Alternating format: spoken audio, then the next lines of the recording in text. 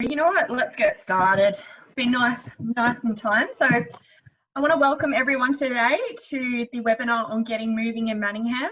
First, I'd like to start with Acknowledgement of Country.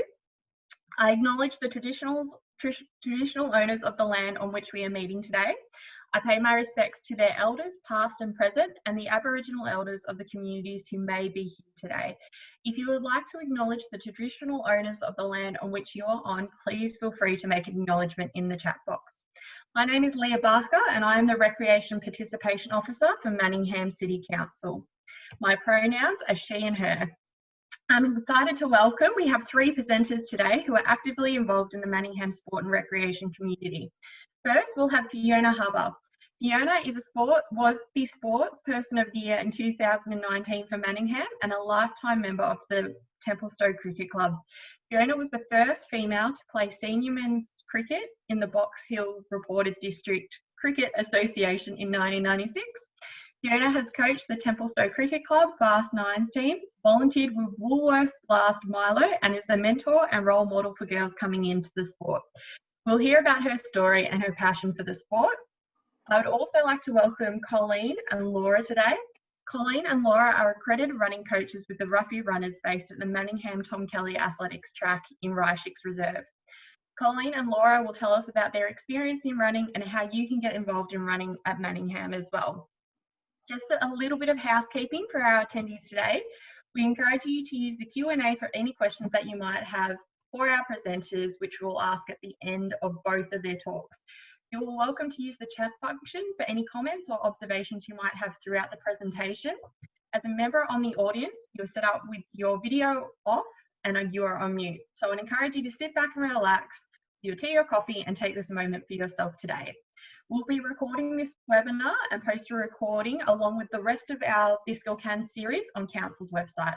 If you face any technical issues throughout the webinar, please use the chat function and directly message our tech support at Moreland Community.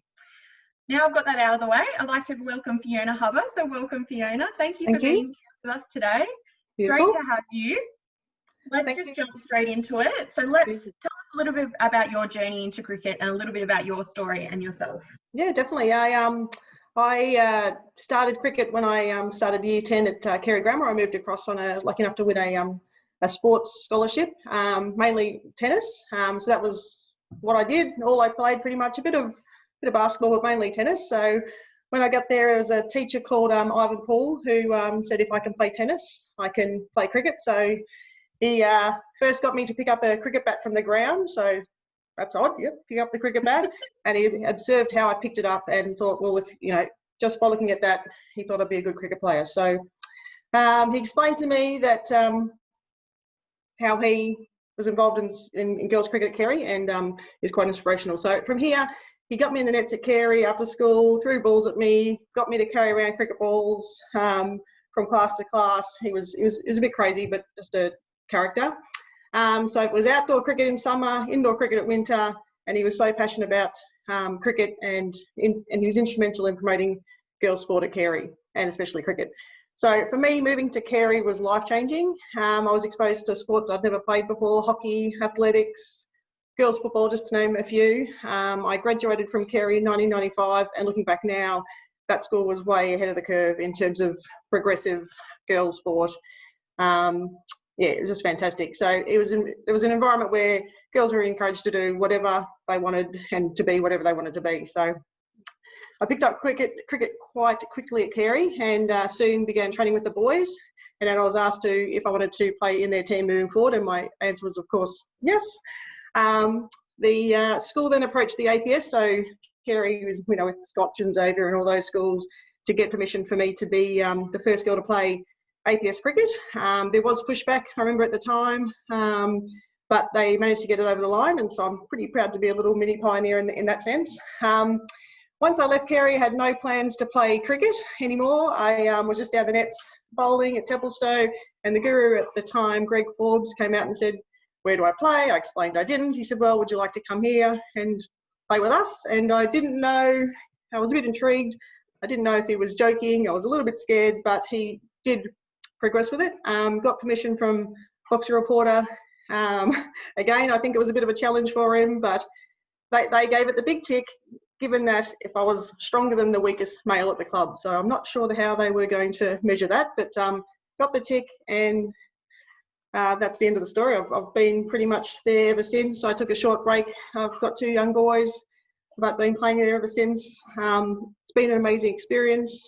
During my time there, I've played probably over 130 games, been in 2 premiership sides, coached junior teams, held committee positions. I now play a role in bringing a lot of players back to the club who have played over the years. I nag, I annoy people, and people are starting to come back, which is great. Look after the club sponsorship. I am the photographer for the games and social events. I've recently life member, captain men's sides. Just played in Australian indoor teams. Accomplishments. It's been very exciting. Wow, so you've had quite an extensive career in the sport. It's really, really incredible, and you've definitely woven yourself into the local community as well. Yeah, grew up in Templestowe, love it. People are great. Yeah, absolutely. Well, I guess as well, you're definitely going to face some barriers and some challenges, I guess, being even a pioneer female, which I would call you coming into the sport. Like you're saying, being one of the first to play with the men and get involved. What are some of your biggest barriers that you faced coming through the sport? Yeah, the 2 biggest barriers were, I think, they were taken care of by Ivan Poole and Greg Forbes, that they approached me, which made it easier, and then they went to the associations, got permission. So it wasn't me going to them and asking. If that had been the case, I probably wouldn't have done it. It would have been too hard, and it's something that just, it wasn't done. So that was great. You'd assume that the biggest challenge that I've faced is other teams, but it's not. Like they you play a new team, they'll bowl bouncers, they'll sledge, they'll attack you. But generally speaking, they've been really, respectful of what I do.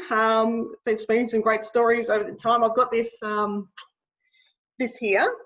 So I played a game a few years ago where we played against a club, and this particular batsman had made 100 the week before and the week before that, and came up against me, and I bowled him out. So this was presented to him at his club, Out to a Chick award. So it's a bit of a novelty. So he got presented that, and the president of my club got it back to me to present at my life membership. So I think it's quite a novelty. I think it's funny. A lot of what I cop on the field, I totally understand it and get it, and it's water off a duck's back. So that's been fantastic. Probably the biggest challenge is a couple of people, over time at my own club who just, it hasn't been accepted that well, but I'm very lucky to have very thick skin, and I think my longevity has been, I've got quite a bubbly nature, and I haven't demanded any change, which has been great, and I've made so many close friends over the journey. Yeah, absolutely. I love that. It's not changed, it's just acceptance that we all want to be able to come into a club. Absolutely. And we've had a couple of people come in. We've got Fiona talking with us at the moment from the Templestowe Qriket Club. And I guess as well, you're talking about it's a lot of time to be involved in a club sometimes as well. It becomes a little community, sometimes even a little family. A lot of people get really, really involved with clubs. I guess, how have you found, because you work full-time, you're a mum as well. How do you find that, and finding that balance in your life to still be really involved in something that you're passionate in, but then finding the time for everything else that we all have every day? Pretty much everyone who knows me knows I'm ridiculously hyperactive, very passionate, very determined, and I always go 100 miles an hour. So it is a juggling act. Majority of my career has been in finance. I did work in the city for many years. I'm now working from home and have been for quite some time, and that works for me. I get work done at ridiculous hours of the night, and then still are there to pick up my kids, take my kids here, train, coach, all the rest. So I've always been able to do many things simultaneously, and I think the more I get, the more I do. That's been a bit more challenging the last couple of years. My parents have been quite ill, so I had to look after them. Dad passed away, then mum's a bit sick now, so you need to still be able to drop everything. And taking a breath is on my to-do list, but it's haven't achieved that yet. Yeah, absolutely. Well, I guess as well, there's some stats that This Girl Can and Vic Health have done, and there's some stats there that say nearly half of all Victorian women over the age of 25 believe that sporting clubs are intimidating, or they don't feel comfortable approaching them. I guess what some advice can you give for someone who's actively involved in a club and has been a bit of like we said, a pioneer? Is there any advice that you could maybe give us, because even myself, I think I've maybe wanted to get back involved in netball and things like that, and sometimes it is a little bit intimidating. It's like, where do I start, or how? I was lucky. I sort of was the right place, right time, and fell into it. But if I was looking back and I wanted to start now, I'd probably reach out to a family, friend or member. Say if you're wanting to get into women's cricket, or you knew someone that played cricket, warm introduction's all you need. So, if you know someone, a guy, does your club do women's cricket? Can you ask someone at your club to find me a team or something like that? Just get 2 or 3 numbers to call, get a vibe. Usually you can get a good vibe from your first phone call of chatting to someone at a club. Another option is put a message on Facebook. Hey, looking for a local women's cricket team, willing to show me the ropes, any suggestions? And I'd be very surprised if you didn't get inundated with some recommendations. I know I manage the Templestowe Facebook page, and if we get a new inquiry for a new player, we're straight on the phone and we hunt them down. So it's not, don't feel intimidated and don't be shy, because clubs are desperate for players and people, and don't think that they don't want to hear from you because you've never played. There's something for all levels, and also you might be the difference between them being able to field a side and not. So take the power. You're in demand. Like I every week make countless phone calls to round up players to get a team together to get on the pitch. So don't be shy. And even if you play it and you don't like it and you like the club, you can become a volunteer. Come down and watch. Yes. I'd be very surprised if a club didn't make you feel welcome. And just my advice, give it a go. I'm 43, my body hurts. I get injured every single week, and I'm still playing every Saturday, every second Sunday. I'm a role model for my boys. I hear from the boundary, good shot, Mum. And, I hope to be playing long enough for them to have a mother-son game with me. So give it a go. You're a long time old. Oh, I couldn't agree anymore. I love that as well. And even just being a volunteer at a club, I think really brings that level of belonging. Desperate for volunteers. Yeah, it isn't even always about getting involved and being this and that. It's just taking that first step and just meeting that community that's out there. Yep. And we have had some questions come through, but I just really love this question. So I'll ask you just quickly before I hand over. What was the biggest thing that has contributed to the culture change that we've seen in cricket? So what do you think has been, I guess, some of that shift that we've had? Yeah, I think, I grew up in a time where women's sport or women's football was, I think that especially cricket, the level of their game is so good at the moment, you can't not respect it. So I went to Carey, Meg Lanning, who's a gun, went to Carey. Like, these people are quality players. So as women's football progresses, they'll get more respect. The cricketers already have it because they are so good and strong. So that's been the change. And 20 years ago, it was unheard of. Women have been playing cricket for a long time, but it was in the background. Yeah. So just that little bit of time as well. And absolutely. Exposure. Yeah, 100%. And yes, exposure, because the more that we see it, is the more interest that we'll get. On nights, and you sit back and go, actually, that's pretty good. That's it. You will just flick it on and just watch it, or go down to your local club and watch it. So, well, thank you for sharing your story, Fiona. It'll be a bit short and sweet, but as I said, if anyone has any questions out there, please feel free to keep them rolling through in the Q&A or in the chat. And we'll start to move over. Thank you, Fiona. And we'll move over to Colleen and Laura. So Colleen and Laura are accredited runners for the Ruffy runners that are based at the Tom Kelly Athletics track. They're going to have a bit of a chat to you about running, about getting involved in running in Manningham, and as well, I guess, any questions that you might have that you've maybe not, if you're looking to get into running or give it a go, these are the two women that you want to ask. So we'll hand over to Colleen and Laura. Thank you so much, Leah. That's lovely. We've actually made a quick presentation just to make it easier for us to talk as we do today, to help us answer some of the questions that you'd all like to hear. Welcome everybody today. We're really glad to be able to share what we do and what we love doing in our community and for everybody. So today I was going to go through And Colleen, you can go ahead. It's lovely to hear your story too, Fiona, and your enthusiasm for your sport of cricket. I think for Laura and I, it's a little bit similar. So for me, I was basically born into an athletic family, so it's in my DNA with running. My dad was my inspiration. He was a wonderful athlete, coach, my mentor, and a wonderful friend. So he inspired me. I grew up around athletic tracks. My first baby outing was to Olympic Park, and then grew up around the local fields and cross country. So I think my love developed over that time, and then I got involved with Doncaster Little Athletics through my own children when I had my family, and then into seniors. So running's always been there for me. I think subconsciously it's always driven me, but I haven't really valued it until I probably got a little bit older and realised all the other benefits that it provides. So grown up as an athlete basically, and thanks to Dad, have been on this running journey. So I'll hand over to Laura. Her story is a little bit different to mine. Yeah, it is different.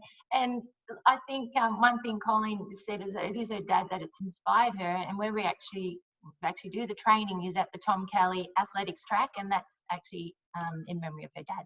So hope you don't mind me sharing that. So yeah, my running's a bit different. Look, I did do little athletics as a youngster, and I'm from the country, so I was on horse riding and tennis and all the fun stuff you do in the farm.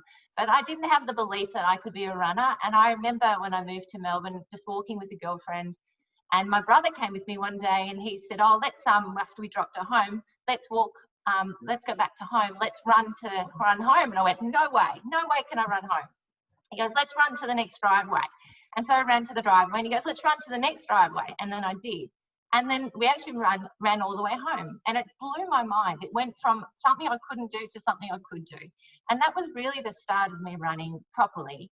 And I think what it shows me is that everyone just needs someone to encourage them, you know, to believe in themselves. And that's what I believe Colleen and I do down at the track. Everyone just needs a bit of support and a bit of encouragement. I do have a very busy schedule like you, Fiona, that, you know, we all do. And we love to be inspiring to even our own family. I've got 5 children, and all of them run. And it's beautiful. It's beautiful seeing them. We've done fun runs together. Like, it's just changed our whole, and they're healthier. Like, it's really beautiful to have somewhere to start from. So we've both gone on and done our running coaches, level 2 recreational running coaches now. And, you know, it's something we can see ourselves doing for a long time. So next one. That's how Ruffy Runners came about. A little bit, Leah, what you said, where a lot of people feel intimidated about joining sporting clubs. And with Duncan Large, he was a president of the Doncaster Athletic Club back some years ago, and he actually came up with this idea where a lot of parents that would come with their children for little apps sort of thought, "Oh, well, I wish there was something for us to do," but they didn't want the competitive nature of an athletic club as such. So this is where Ruffy Runners came about, because the Tom Kelly Athletic Track is opposite Ruffy Park Lake, so that's where the name came from. And we really just opened it up to parents of children that could come overnight. It was their own thing.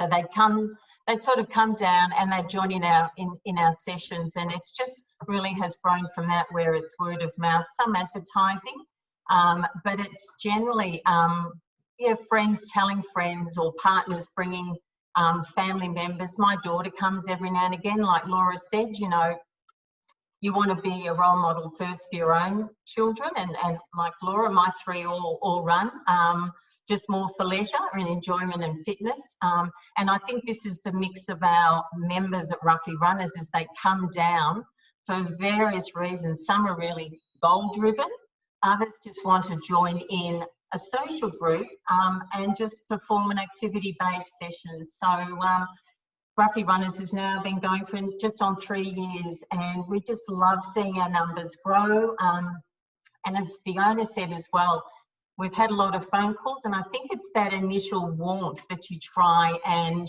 generate, and an interest in that person that brings them down and keeps them coming back, really. Yeah, I agree. So what do our sessions actually look like? Well, it's actually available to everybody's needs. So there's some people that come down who actually, you know, it's like you said, you know, how does anyone join a group? You know, how do you start? You know, you're looking at a netball group, you said, Leah. But, you know, this is like having that welcoming face when someone comes down. And once everyone's out, it's a bit different now with COVID, obviously.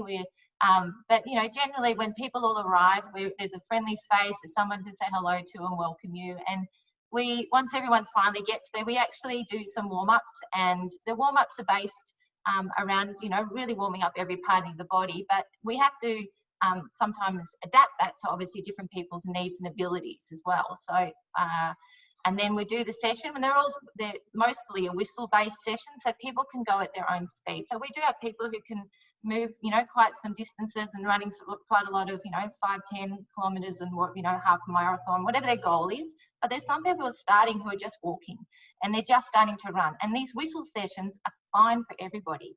And so once we've done the warm up and then we've set the session, and then at the end of that we do these you know, very, very moving. I think I've got some slides. There are warm-up activities. We have some different ones where there might be actively moving ones, or there might be a slow, you know, stage moving ones. It's a bit more stationary stage.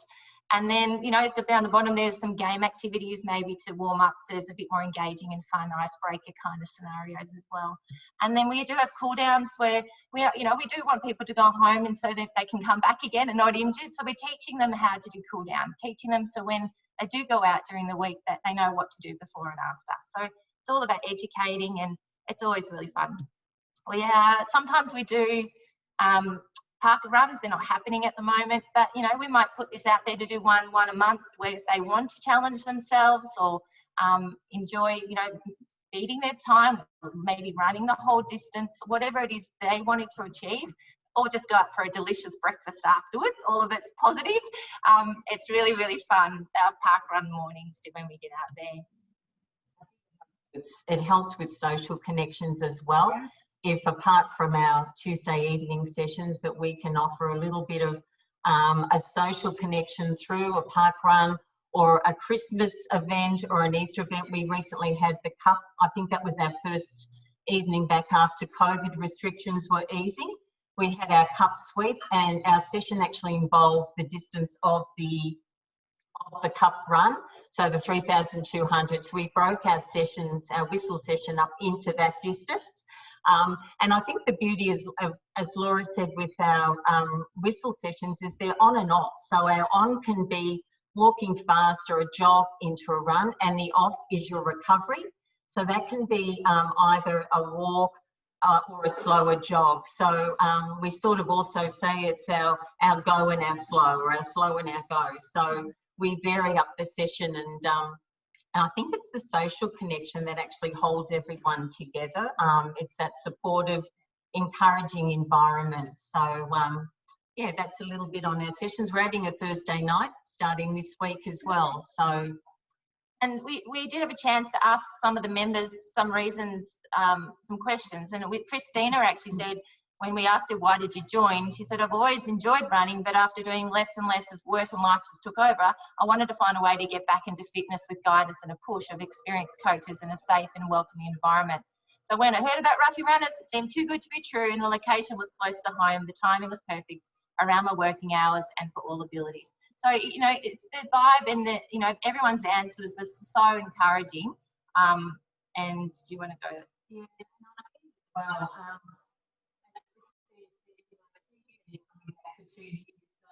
obviously she enjoys that sort of thing. And I think it's the connections with others. So, and it doesn't matter where people are on the track, they're going at their own pace. So that's the important thing.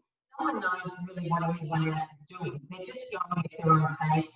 Some will pair up if they're of a similar ability, and then they'll support each other.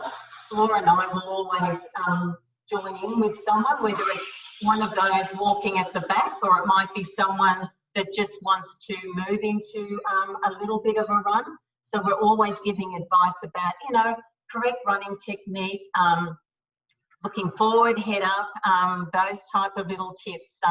So yeah, we sort of look at the whole runner as well.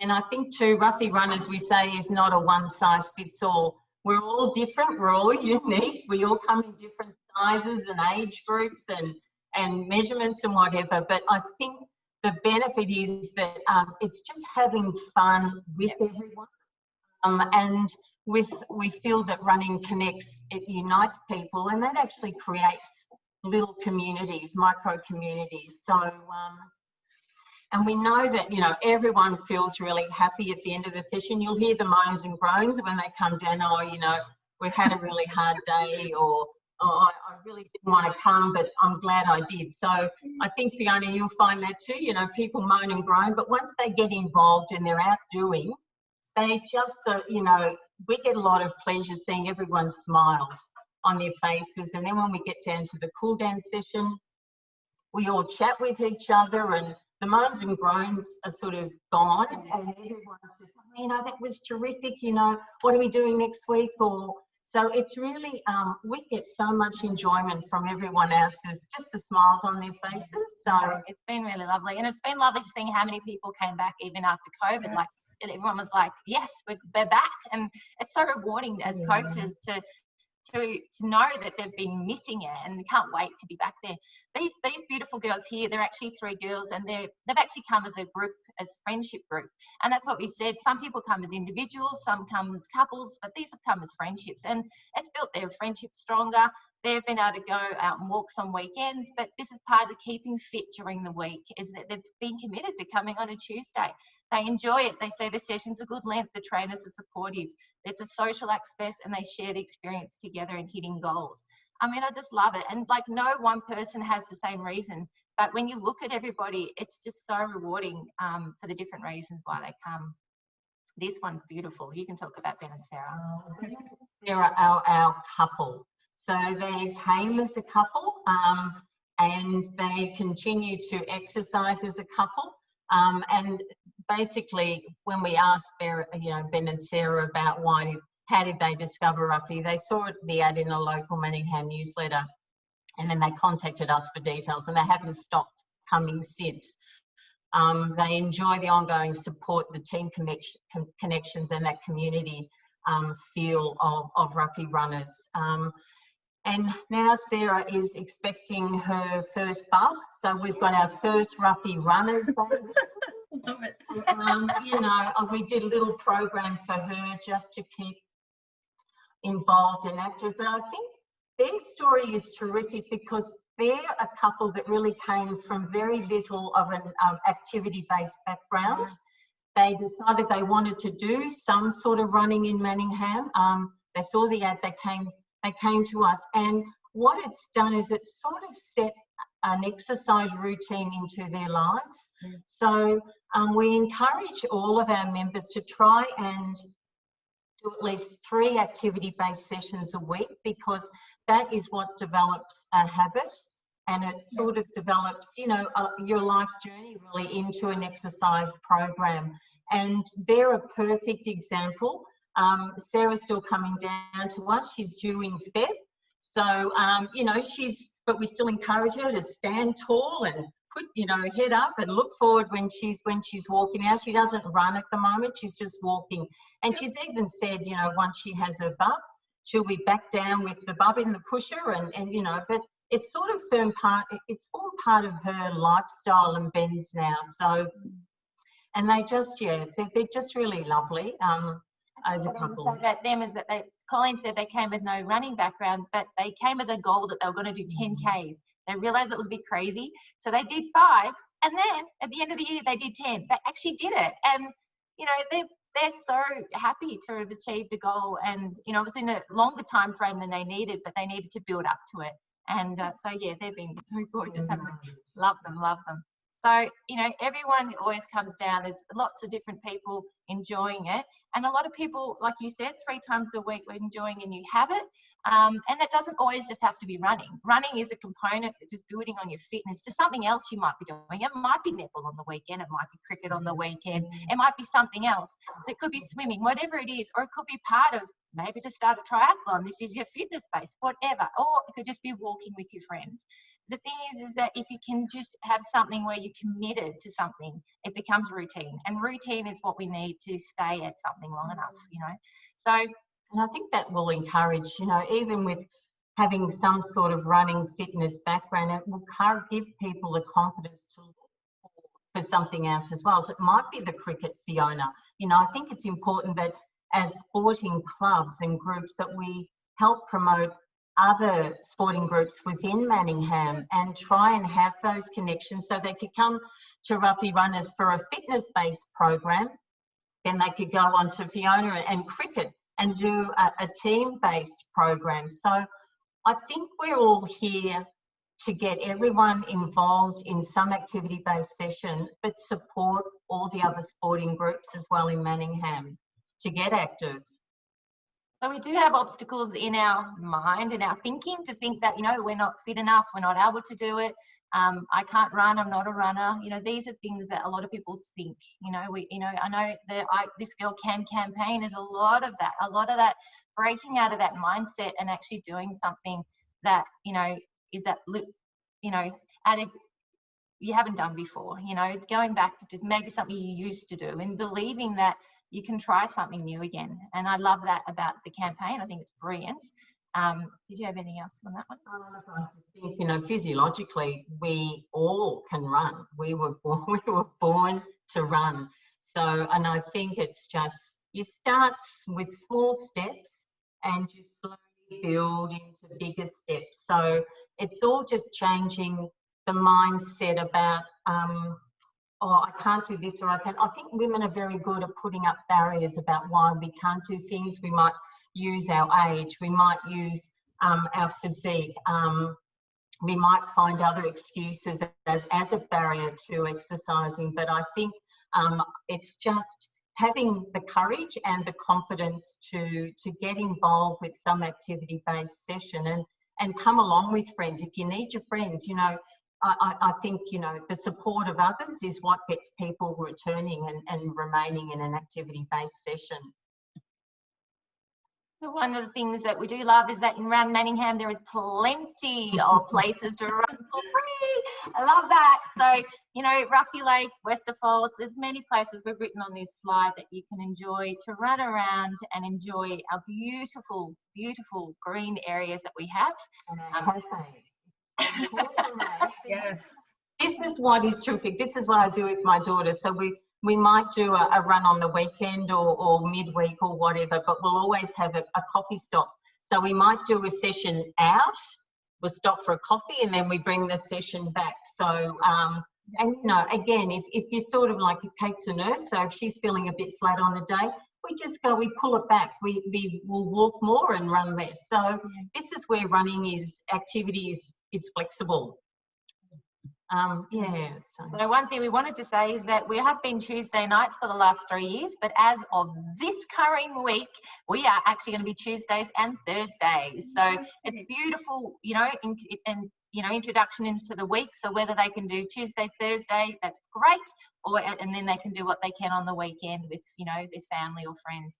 And so that's been really wonderful to be able to actually maximise both nights of the week. The track is a wonderful facility because in winter you've got the lights, so it's always going to be a safe environment for running. You've got the wonderful surface, which is very forgiving on my older joints.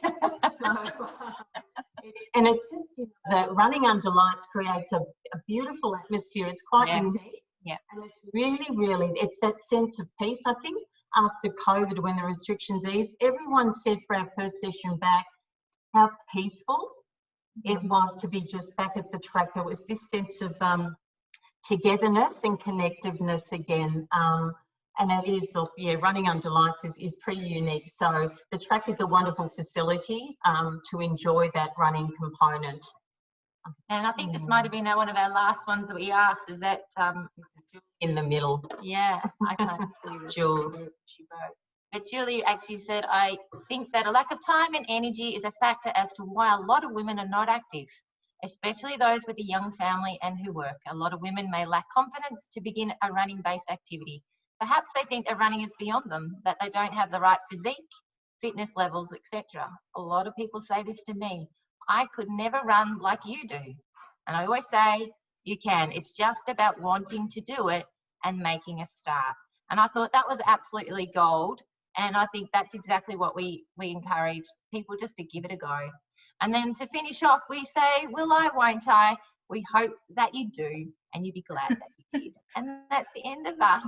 Oh, thank you so much, ladies. What an incredible presentation. And you know what? I love that you've made an activity that a lot of people associate with being quite solo and doing it on their own, and you've made a community out of it, and you've made it obtainable and welcoming and really a place where people feel connected and feel involved, while still taking on that activity that they can take anywhere with them in life at any time, and you're just helping them build those skills. And what an incredible presentation. There's a couple of comments here that someone says, wow, 5 kids, that's certainly multitasking. That's the highlight of the presentation. A mother with 5 children who runs. That's inspiration. Absolutely. And that someone's excited that they're in Laylaw, they're running clubs back up and running, and they'll be seeing them tonight. So they're so glad to hear some other running stories as well. So we do have a couple of questions. Because I know we're a touch over time, but we had someone that's asked, if you've gone running once and then got shin splints, what do you do the next day? They're tricky ones. You've got to look at, so I'd be sort of asking what they did, how far did they run, firstly, just to see what they actually did on that run. I'd then look at their footwear to see, you know, they might have decided to go for running. They've pulled out a pair of runners that they wore 5 years ago. So I think it really, for that person, it would be sitting down and just saying, okay, so what did you do? What were you wearing? What were your goals? And then you just peel it right back. And you just go back to walking. So again, you would start slow. We'd always start with perhaps walking first. We also look at, did they even do a warm up before actually starting? Because our bodies, you know, again, like Colleen said, when was the last time did they actually run?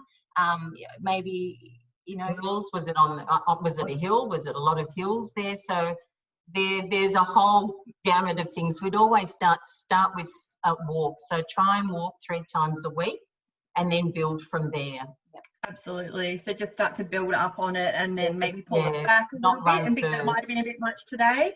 Start to build up and go from there. And I think that's something that we notice when people come down to the track. They, you know, they remember that you used to be able to run, and they want to get back out there. And we're like, and I have to sort of pull them back a little bit, because I go, I want you to come back. You know, don't be injured. Don't be, you know, pushing yourself too. And so just encouraging them to do the warming up beforehand, and just, you know, you're listening to their bodies. Really listen. You know, if you've got a little niggle, then slow down or stop. You know, really just, it's better to be more cautious, and then you'll be better next time. Expectation. No, just go out and enjoy. Don't set yourself any expectation if you're returning to running. Just enjoy being out. But as we both say, just start slow, gentle steps first. Absolutely. And you know what? I think you've summed it up really, really well. Well, what I might do, because we are just running a little bit over time, so I just want to say thank you to both yourself, Colleen and Laura, and Fiona today for sharing your stories. I know I've taken a lot from it today, and we've had some great comments in there as well. So thank you so much. If anyone is interested in getting involved in the Ruffy Runners, you can email us here at Council. We can certainly make the connection there and get you involved as well. So I'm just going to run a quick poll as well. So for everyone here, it's just 3 questions about the session today. So if you could just go in and just let us know, answer those questions. While the poll is running as well, I do want to acknowledge Vic Health and the 4 other local governments that are here today to help us, and thank also Joe, who's behind the scenes, and Lauren as well, who have been there to provide that support and some answers to your questions as well. And I'd just like to congratulate the winner of our Fitbit as well. So in a second, once all those questions have maybe rolled in and been answered, just give it another couple of seconds.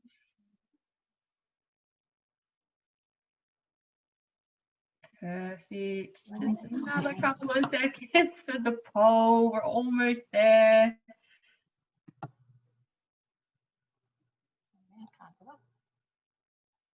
Beautiful. Well, the winner of our Fitbit today, and I'm so sorry if I pronounce this wrong, but it's Kiku S. So you are the winner of the Fitbit today. Congratulations. We will be in touch with you to get back to you. So I'm just going to wrap it up there, guys. So thank you to all our attendees today. It's been great to have you, and we do have some other last series this week, so feel free to jump in and register online and get involved. To our panelists, stick around for a little bit. We'll have a bit of a debrief, but everyone else, thank you so much for coming.